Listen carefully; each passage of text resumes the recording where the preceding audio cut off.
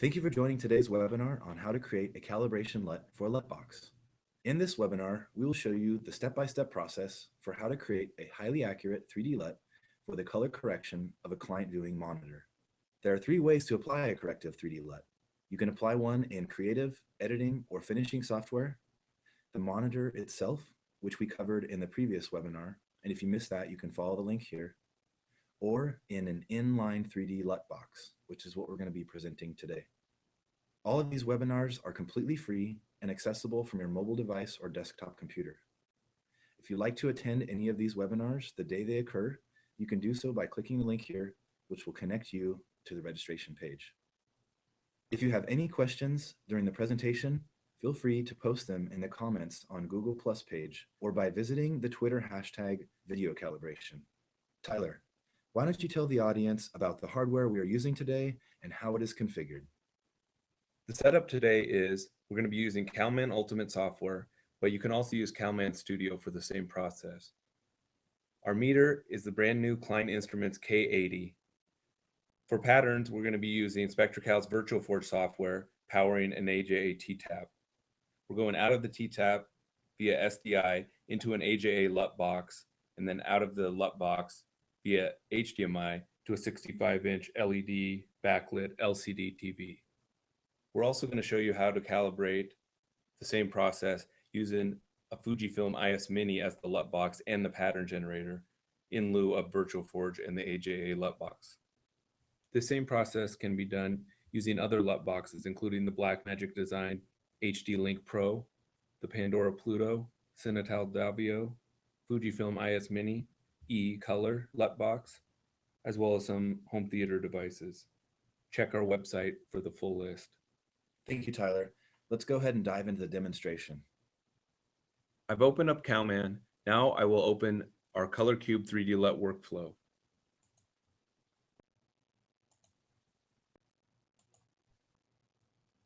Now that our Color Cube workflow is open, we're going to go hit Next and start to connect to our hardware. First thing we're going to do is connect to our meter. I'm going to click Find Meter. Select the correct COM port. I went and I checked in Windows Device Manager, and the Klein K80 is showing up as COM5. So I'm going to select COM5 and make sure that I have Klein Instruments meters selected as a checkbox here. I will hit search. And now I will make sure I have the correct meter mode selected. I'm going to select LCD LED, which is white LED, which is the type of backlight that this display has.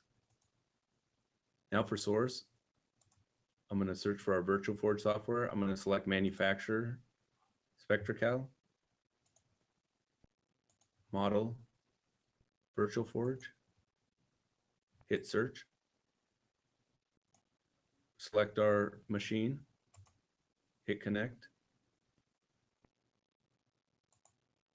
For pattern size, I'm going to switch it to full 100%.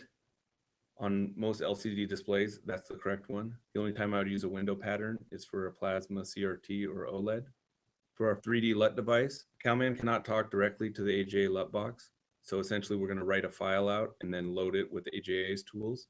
So we're going to connect to our cube generator, which generates that corrective 3D LUT file and writes it to our machine. We're going to select manufacturer SpectraCal.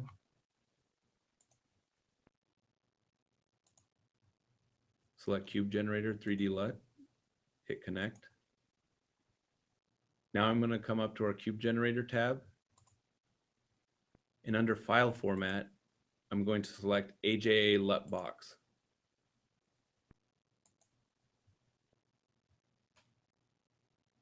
I'm going to hit Next. This is where we define our standards. By default, we set it to Rec 709 and BT 1886. Which we're going to calibrate this particular monitor to. So I will go to Next. Now, this is our pre-calibration measurement page where we take the measurements to see what the display is doing before we perform our calibration. I'm going to go to the Read Series button.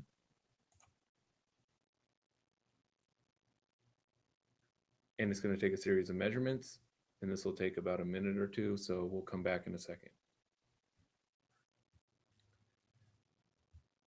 Now that our measurements are done, we're going to hit next, and we're going to look for the 4 green dots. One of them is red, which is our white delta E. We want to go and improve that before we build the 3D LUT, because we want the 3D LUT to kind of smooth out everything and not make really large adjustments that can introduce artifacts that are visible. So instead of going to Calibrate Cube 3D LUT, we're going to go to Optimize Display. So the first thing we do is figure out which is the best preset. On some displays, they'll be like movie, dynamic, standard. In this particular LCD TV, we've selected the custom mode because it gives us the most adjustments. So since we already know that, we really don't need to run this measurement, but I'll just show you an example of what the measurement shows. It will measure the fully saturated green, and essentially you just want to make sure it's not way undersaturated inside the triangle. When you're building a 3D LUT, you will either want it at the target or outside. This is fine. We go to next. Now we're going to measure the gamma and the white point. And remember, on that previous page, our white delta E was the only problem that CalMAN saw that we need to fix before we build the 3D LUT. So we're going to run read series. And we can see our white point is between 7,500 and 8,000 K, and we want it more close to 6,500 K. I'm going to go into the menu of the display and adjust the color temperature. I'm going to pick a different preset. By default, the custom mode on this display has the color temperature of normal. Sometimes they'll be labeled normal, warm, and cool, or they will be labeled with the actual color temperature numbers like 6,500, 7,000, 9,300, etc. So I'm going to switch it from normal to warm 1, and we'll remeasure. In warm 1, seems like it's much closer. Let's measure warm 2 just to make sure that that wouldn't be a better preset to start with.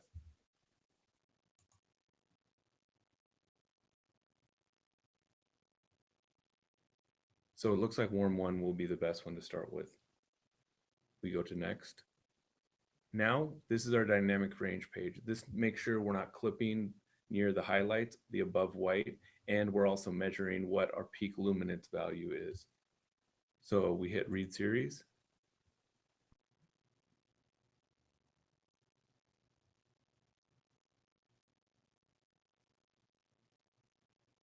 And this is what clipping above white looks like. Now, this isn't the display doing that. This is the AJA Lut-box. It essentially clips above and below, just the physics of how it works. So this isn't anything to be alarmed at, but this is kind of a good thing to see what it would look like if you were getting clipping in the display. Now, if the display was causing this, you would reduce the contrast until the clipping went away. And essentially what it would look like if it wasn't clipping is all these lines would continue all the way up to this area instead of plateauing off. Now, our Y max value in nits, or CDM squared, is 156. What we want to target is 100 nits for reference viewing. So I'm going to essentially lower the backlight control on this LCD until that brings it down to 100. So I'm going in the menu right now. I'm lowering the backlight. I'm going to do another read series, which is now it's down to 108 nits. I'm going to lower it a little bit more. I'm going to do another read series.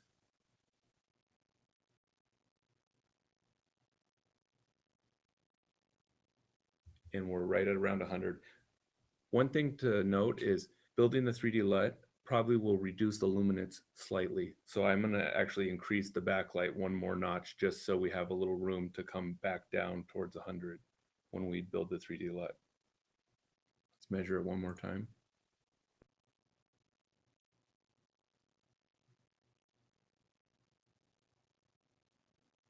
Now we can go to next. Now we're going to do the 2-point white balance controls. I'm going to do a read series to see where we're at. There's two charts here. The one on the left is the RGB balance for the high and low. This represents the high for white, and this represents the low or the gray patch. What we want to see is all 3 bars, red, green, and blue, even at 100 for the high and the low. And be aware that these two controls are interactive. So when you adjust the high, it will affect the low slightly. So you sometimes have to go back and forth to get them both as accurate as possible. On the second graph, this is our delta E chart. We're trying to reduce this as low as possible. We want to try to get it under 1. My preferred method is I'll select the patch down here, and then I usually go into a read continuous mode like this, and it'll constantly read the 100 over and over. Now I'm going to bring up the menu on the display, so it's probably going to go crazy for a second while I get to the white balance controls and it's reading the actual menu. Okay, I'm in the white balance, 2-point white balance controls. This particular display, the controls are named gain and cutoff. Gain is the high. Different manufacturers call them different. They might be labeled cuts and drives, or gains and offsets, or drives and offsets. You'll just have to kind of figure out which of the names apply to your particular display. So I'm going to bring down the red gain, and as you can see, it's coming down.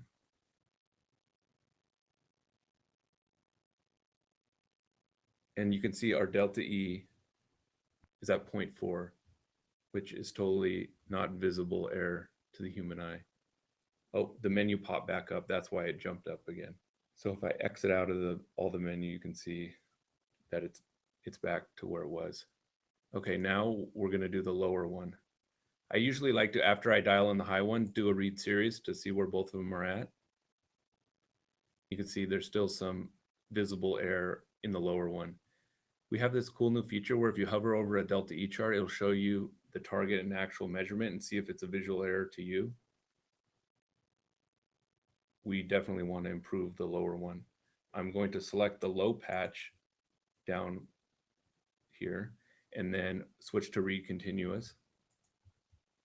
Now I'm going to bring up the menu again, so the charts are going to go crazy for a second until I actually get to the part of the menu where I can adjust it, which I am now. I'm going to reduce the red cut.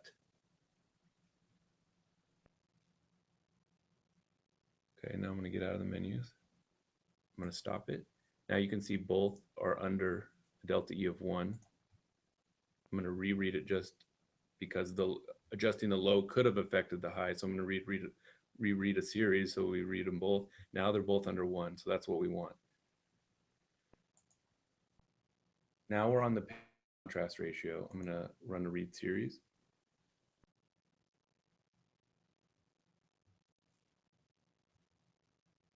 Okay, we're going to go to next. Now it's going to take us all the way back to the beginning where we're going to remeasure the display, and then we're going to go to the page where it gives us the 4 dots, the green or red, go, no go. So I'm going to do a read series.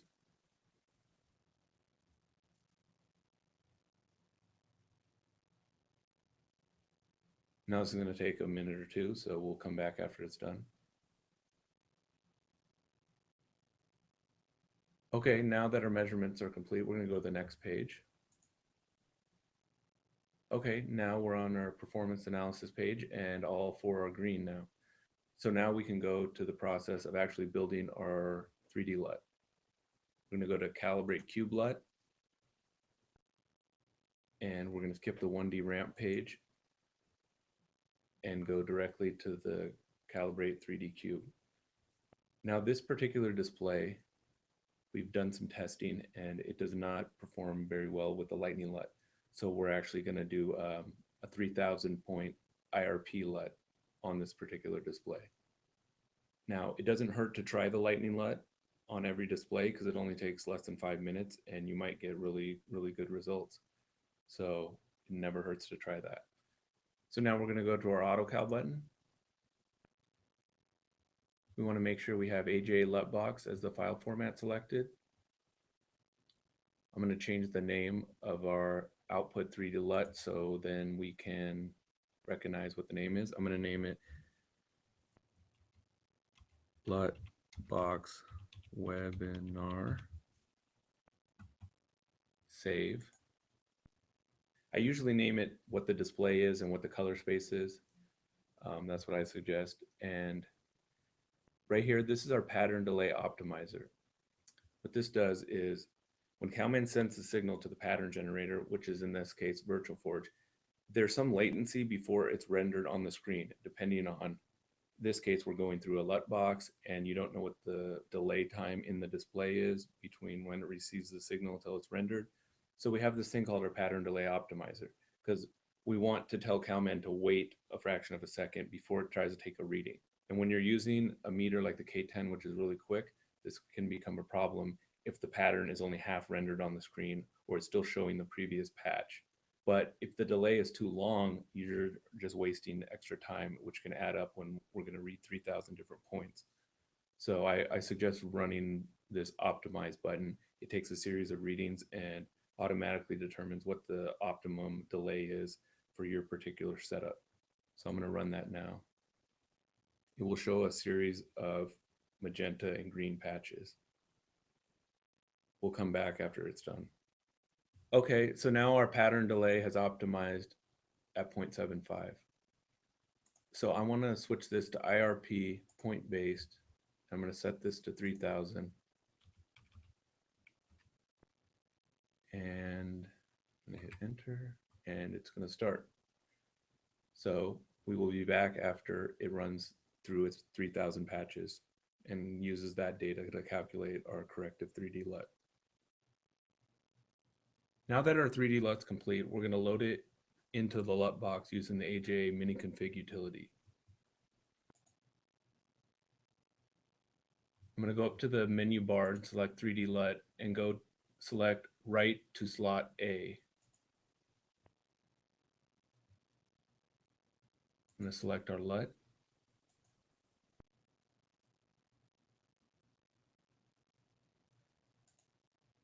Now I will go to Enable with that's our LUT right there that we just put it on. Now I'll go to the next page where we will verify our LUT. I'm going to run the read series, and then we'll be back in a minute or two after we get the results.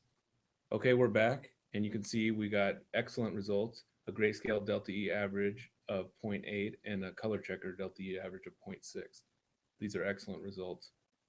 This will be a great monitor for your clients to view their content on, and you won't have any discrepancies between your grading monitor and this monitor. Now we're going to show you how to do the same process using the Fujifilm IS-Mini Lut-box. And we're also going to use the IS-Mini as our pattern generator. I've already opened the 3D LUT workflow, so I'm going to go to Next, the Hardware Connect page, find Meter. I'm going to select Client Instruments. We're using the brand new K80 colorimeter. Select my COM port, hit search.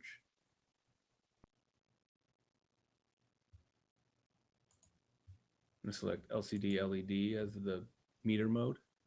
For source, it's going to be the IS-Mini, so we're going to select manufacturer, Fujifilm, model IS-Mini USB, hit connect. For the 3D LUT device, it's also going to be the Fujifilm IS-Mini.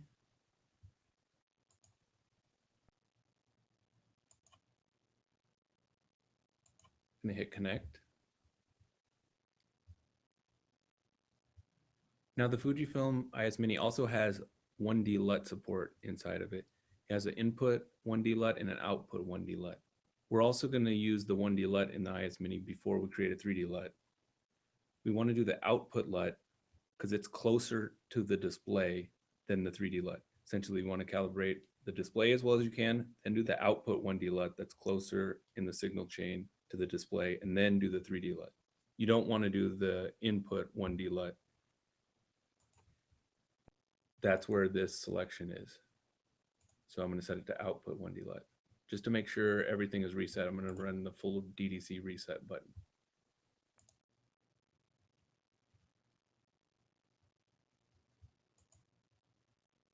We'll go to next.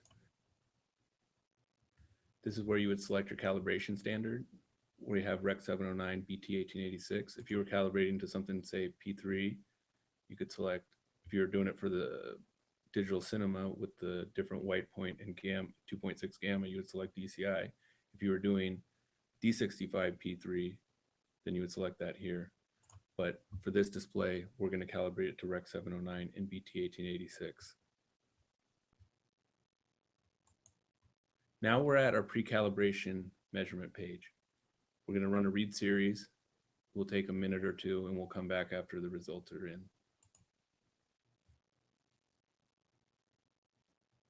Okay, we're done taking measurements. We're going to go to next. Okay, now we're on our performance analysis page and all four are green. We'll go to Calibrate Cube LUT. And since the IS-Mini, we're directly integrated, CalMAN is with its 1D LUT, we can actually hit the AutoCal button. And we're going to run an AutoCal of the 1D ramp, which fixes the grayscale, gamma, and white point. We have an option of how many points we want to actually adjust. Now the Fuji IS-Mini, its 1D LUTs are actually a 10-bit LUT. They have 1024 entries. So essentially this is how many points we're going to measure, and then we do intelligent interpolation in between those points. I found 31 is a happy medium between 16 and 61. If you get good results with 16, then that's fine, but I usually just start with 31. You'll hit OK, and it's going to run through its AutoCal process for a few minutes. So what it's doing is doing a closed loop feedback of calibration, where it's taking a measurement, it's seeing the results, it's in real time sending what it thinks would be the correct values for the LUT to the box and taking another measurement and then iterating on that until it gets below our delta E threshold we've set. And then it starts stepping down through all the bit levels of adjustment. Now our 1D LUT has been calibrated. You can see our delta E average is really low. So this is a good place to be before we build our 3D LUT. It makes it so the 3D LUT doesn't have to do as much work in the grayscale area, which is good because then the 10-bit 1D LUT is much more detailed than the grayscale spline of the 3D LUT. If your device does have an option for a 1D LUT, it's advisable and recommended to do the 1D LUT first. So then the 3D LUT can kind of just fine tune everything. So we can go to next. And now we're going to build our 3D LUT.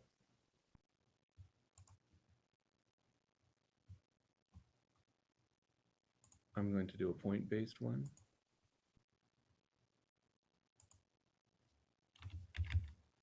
$3,000 points. We're going to hit OK. And this is going to run, and we'll be back when the LUT is complete. The calibration is now complete, so I'm going to hit the OK button and go to the next page. The 3D LUT has automatically been loaded into the Fujifilm IS-Mini. Now we're going to measure our post-calibration measurements. We'll be back after the measurements are complete. Our measurements are complete, and our grayscale delta E average is 0.4, and the color checker is 0.6. Thank you, Tyler, for running us through those 3D LUTs. Before we get into the Q&A, just want to mention the next webinar, which is coming up on August 20th. We'll be showing the calibration of computer monitors, built-in controls, 1D LUT for the graphics card, and ICC profile creation for the operating system. This webinar is beneficial for anyone who needs color accuracy on their laptop or desktop monitors. All right, Tyler, let's go ahead and start off the Q&A.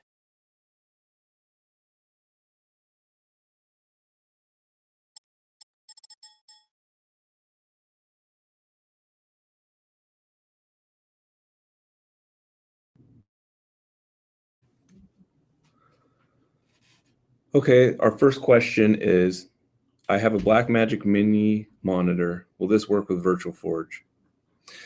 So yeah, the Blackmagic Design Mini Monitor will work with Virtual Forge. However, we only recommend using the SDI output. From our testing here with the HDMI output, we found that the levels are compressed. So feel free to use this hardware, but again, only use the SDI output. All right, the second question. In the last webinar, you talked about using 4 SDI LUT boxes for a 4K setup. Would you make a 3D LUT for each box, or would you make one LUT and apply it to all 4 boxes? From the people I've talked to that's actually done this setup, essentially you just measure the display in the center and make one LUT and load the same LUT into all 4 boxes. So that's how the setup is done. Hopefully sometime later this year, or maybe at NAB next year, there'll be a real 4K professional LUT box that does SDI. Okay, so yeah, before we get in, there's a few more questions here. Before we get into them, I just wanted to make a mention that later today at 2 p.m. Pacific time, we're going to be doing a podcast stream talking about HDR with the Home Theater Geeks. So if you're already tuned in, just check back in a couple hours, and we'll be streaming again with more relevant content. Yeah, and the Home Theater Geeks podcast is on the Twit network. So they have an app, or you can either watch it live at live.twit.tv, or you can download it to your favorite podcast app afterwards.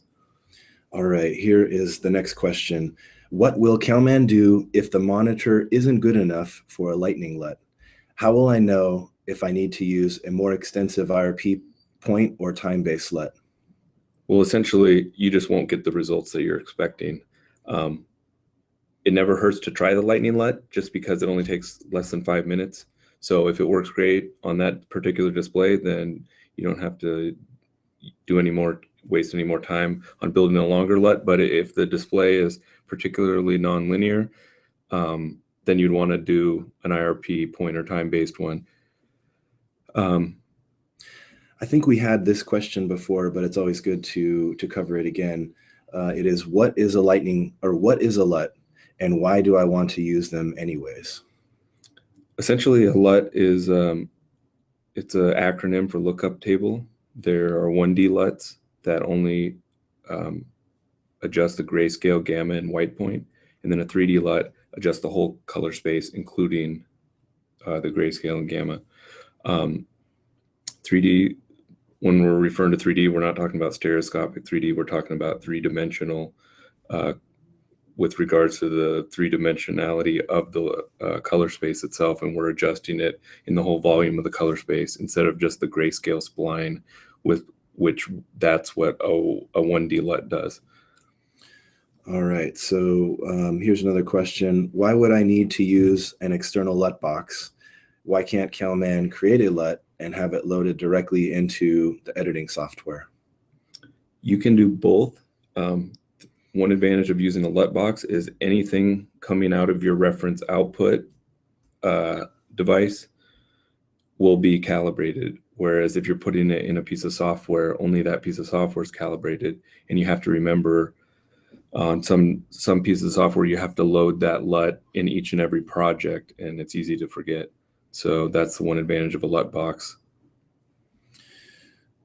And why would I need to do a 3D LUT and not just a 1D LUT?